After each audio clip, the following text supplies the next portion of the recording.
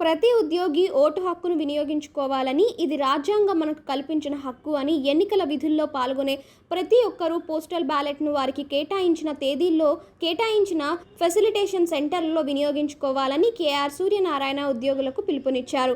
ఇటీవల ఐక్యవేదిక ఆధ్వర్యంలో ఏలూరు నందు ఒక ఫంక్షన్ హాల్లో జరిగిన రౌండ్ టేబుల్ సమావేశాన్ని ఉద్దేశించి ప్రసంగించిన ఆయన, ఉద్యోగులకు బకాయిలుగా ఉన్న 25,000 కోట్ల బకాయింపుల చెల్లింపు, ఆర్టీసీ విలీన సమస్యల పరిష్కారం, సిపిఎస్, జిపిఎస్ రద్దు చేసి పాత పెన్షన్ అమలు చేయటం, పెన్షనర్లకు ఎడిషన్ క్వాంటమ్ ఆఫ్ పెన్షన్ చెల్లింపు తదితర అంశాలపై జరిగిన రౌండ్ టేబుల్ సమావేశంలో మాట్లాడుతూ ఎవరూ స్పష్టమైన హామీ ఇవ్వటం లేదని వివరించారు. కొత్తగా తీసుకువచ్చిన జిపిఎస్కు చట్టబద్ధత కల్పించారు కానీ అమలుపై ఎలాంటి ఉత్తర్వులు ఇవ్వలేదని వివరించారు. సిపిఎస్ ఉద్యోగులకు కేంద్రం పెంచిన మ్యాచింగ్ గ్రాంట్ను 14% పెంచాల్సి ఉండగా పెంచలేదన్నారు. రాష్ట్రంలో పొరుగు రాష్ట్రాల భాషా మాధ్యమం అమలు చేస్తున్న రాష్ట్రం తెలుగు మాధ్యమాన్ని రద్దు చేసిందని వివరించారు. ఇలా రద్దు చేయడం ద్వారా కొన్ని వేల పోస్టులు రద్దయ్యాయని ఆవేదన వ్యక్తం చేశారు.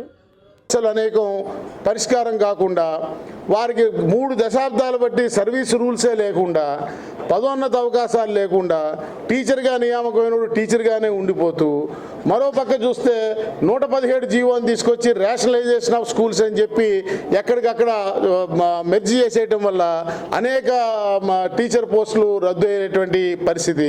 ఇంకో పక్క చూస్తే విచిత్రమైన పరిస్థితి ఆంధ్రప్రదేశ్ రాష్ట్రంలో తమిళనాడు బోర్డర్లో ఉన్న జిల్లాల్లో తమిళ మీడియంలో పాఠశాలలు నడపాలి.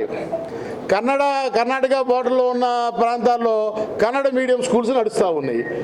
మనమే మెయింటైన్ చేస్తూ ఉన్నాం. ఒరిస్సా బోర్డర్లో ఉన్నటువంటి స్కూల్స్లో ఒరిస్సా మీడియం స్కూల్స్ రన్ చేస్తూ ఉన్నాం. కానీ ఆంధ్రప్రదేశ్ రాష్ట్రంలో తెలుగు మీడియం స్కూల్ లేదు. ఓన్లీ తెలుగు అనేది ఒక సబ్జెక్టుగా మాత్రమే బోధించబడేటువంటి పరిస్థితి ఉంది తప్ప అది ఒక మీడియంగా మాధ్యమంగా లేనటువంటి పరిస్థితులు ఉన్నాయి.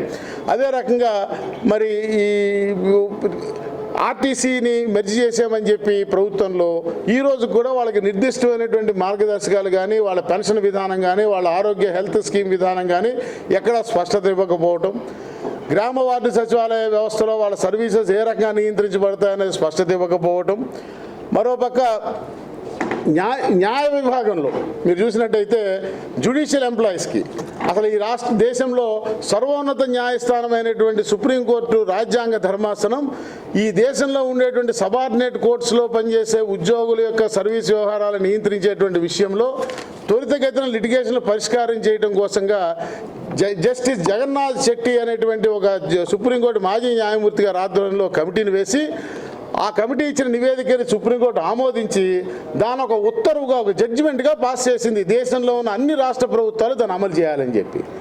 ఈరోజు కూడా దశాబ్దం అవుతున్నా కూడా ఆంధ్రప్రదేశ్ రాష్ట్రంలో అమలుకు నోచుకోకుండా ఇప్పటికీ హైకోర్టుకి ప్రభుత్వానికి ఆర్థిక శాఖ మధ్య కరస్పాండెన్స్లో నలిగిపోతున్నటువంటి పరిస్థితులు ఉన్నాయి. మరోపక్క వీటన్నిటికీ కారణం ఏంటంటే ఇందాక నేను చెప్పినట్టుగా ముబ్బడిగా ఉద్యోగ సంఘాలను క్రియేట్ చేసి విజ్ఞప్తితో పాటు డిమాండ్ కూడా చేస్తూ ఉన్నా, ఎన్నికల విధులకు ఎవరైతే డ్రా చేశారో మమ్మల్ని, ఆ డ్రా చేసిన అధికారికి ఆ డ్రా చేసిన ఉద్యోగి పోస్టల్ బ్యాలెట్ని అతనికి అందేలా చూడటం అనేది కూడా అతని విధి నిర్వహణలో భాగంగా భావించాలి.